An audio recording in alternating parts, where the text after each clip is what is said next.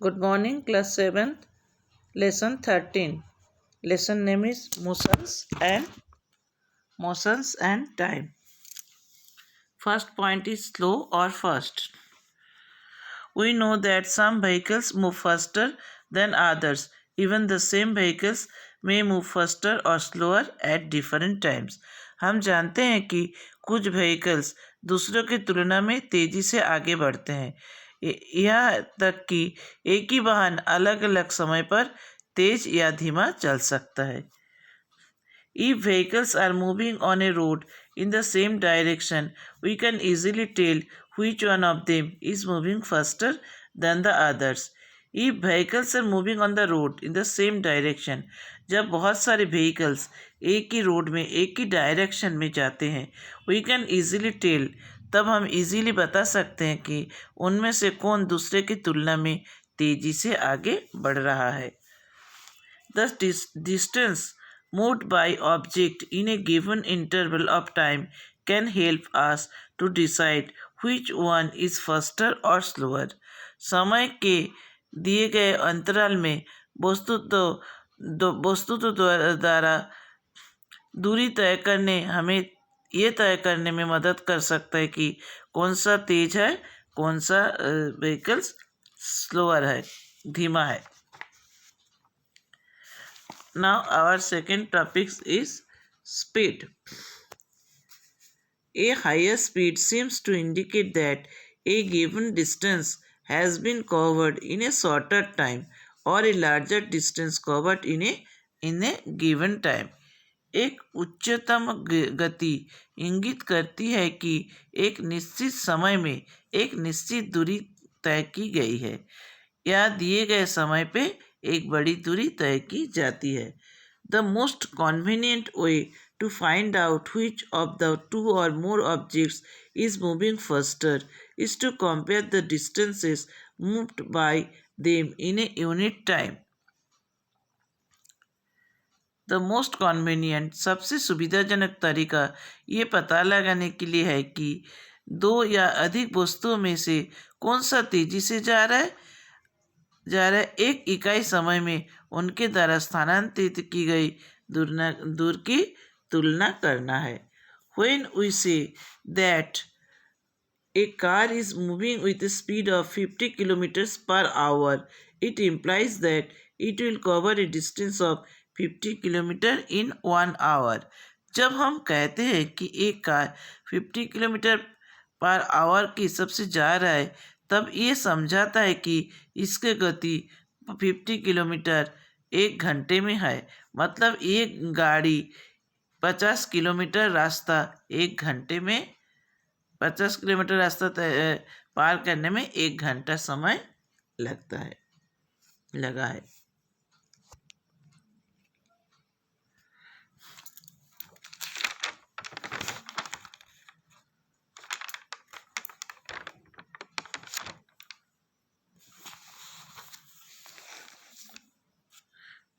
Next topic is measurement of time.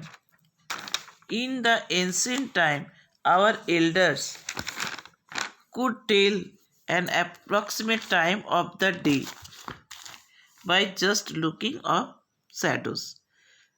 In the ancient time, पुराने समय में, प्राचीन काल में, जब हमारे पास घड़ी का आविष्कार नहीं हुआ था, तो हमारे पूर्वज ने एक approximate time of the day just looking the shadow देख के, परछाई देख के समय का अनुमानिक समय निर्धारित करते थे, क्योंकि उस समय घड़ी का आविष्कार, क्लॉक या वॉच का आविष्कार नहीं हुआ था.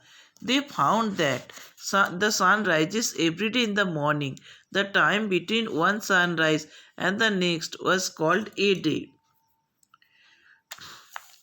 उन्होंने पाया कि सूरज रोज सुबह उठता है every day in the morning. The time between one sunrise and the next was called a day. एक सूर्योदय से अगले सूर्योदय तक के बीच के समय को एक दिन कहा जाता है. मतलब आज के सूर्योदय से कल के सूर्योदय के पहले के समय तक पूरे समय को एक दिन कहा जाता है. Similarly, a month was measured from one new moon to the next.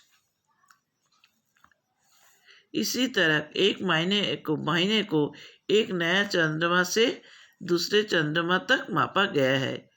एक A year was fixed as the time taken by the earth to complete one revolution of the sun.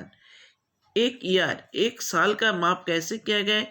जो चंद्रमा अपने ऑर्बिट पर सूर्य के चारों तरफ परिक्रमा करने में, एक बार परिक्रमा करने में जितने समय लेता है उसे एक साल का अवधि कहा जाता है. आप सब जानते हो अर्थ एक रिवोल्यूशन कंप्लीट करता है 365 डेज में. इसीलिए revolution is completed in 365 days. So 365 days in a year. साल में 365 डेज होते हैं क्योंकि 365 डेज में अर्थ ने एक रिवोल्यूशन सन के चारों तरफ घुमाने में 365 डेज लेता है. Clock or watches are perhaps the most common time measuring device. Clock एवं वॉच संभवतः सबसे आम डिवाइस है समय मापने के लिए. The working of clocks is rather complex. घड़ियों के काम क्या है? जटिल है. But all of them make use of some periodic motion. लेकिन ये सभी पीरियोडिक मोशन मतलब आवधिक गति के एक प्रयोग है. One of the most well known periodic motion is that a simple pendulum. A simple pendulum periodic motion का एक सबसे बड़ा एग्जाम्पल है. पेंडुलम किसे बोलते हैं? जब आप बड़ा वॉल क्लॉक देखोगे, एक नीचे एक बेल जैसा पेंडुलम रहता है जो लेफ्ट से राइट, राइट से लेफ्ट आना जाना करता है. इसे क्या कहते हैं? पेंडुलम. ये पेंडुलम के जो मोशंस, इसे पीरियोडिक मोशन कहा जाता है.